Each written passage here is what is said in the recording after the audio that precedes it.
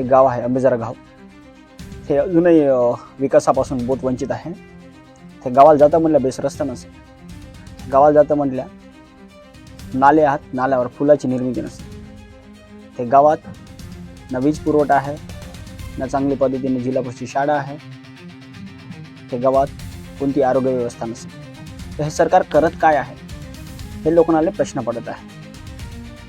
स्वातंत्र्य होऊन जवळपास 75 वर्ष झाले आहेत, पण अजूनही ते गावात सोयीसुविधा नसत. त्यामुळे तेथील लोक जे आहेत ना ते मरण यातना भोगतात. हे कितपत योग्य आहे? तिथली ग्रामपंचायत त्याकडे लक्ष न देणं, तिथली आरोग्य व्यवस्था लक्ष न देणं, तिथली शाळा जे काही आहे ते ती पोरं नसत म्हणून शाळा बंद केली, शिक्षकही नाही जाय. अशानं कसं होईल ते शाळेचं, ते गावाचा विकास? त्यामुळे ते गावा पूर्ण विकासापासून दूर गेलेलं आहे.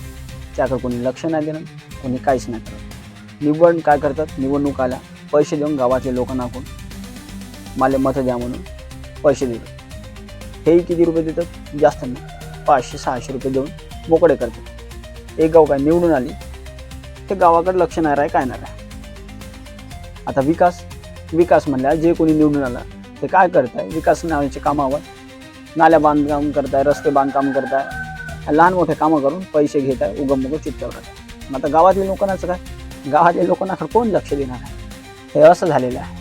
हे जे अंबेजरा गाव आहे ना हे खरंच आजही विकासापासून दूर आहे. याकडे कोणी लक्ष नाही देत. आता परवा दिवशी CEO सर गेले होते, मुख्य कार्यकारी अधिकारी सर जाऊन जे काही निरीक्षण घेतलं किंवा जे काही शाळांना भेट दिलं ते बेसच चांगली भेट दिली, पण बाकी अदरवाईज भेट द्यायला पाहिजे होतं. अंबेजरा गावात जाऊन विकास होत आहे की नाही, तिथली शाळा सुरू आहे की नाही, तिथे शिक्षक जाते की नाही, विद्यार्थ्यांना किती त्रास होत आहे, ह्या बाकीच्या गोष्टी आहेत ना, याकडे लक्ष द्यावं असं तिथली गावातल्या लोकांची मागणी आहे.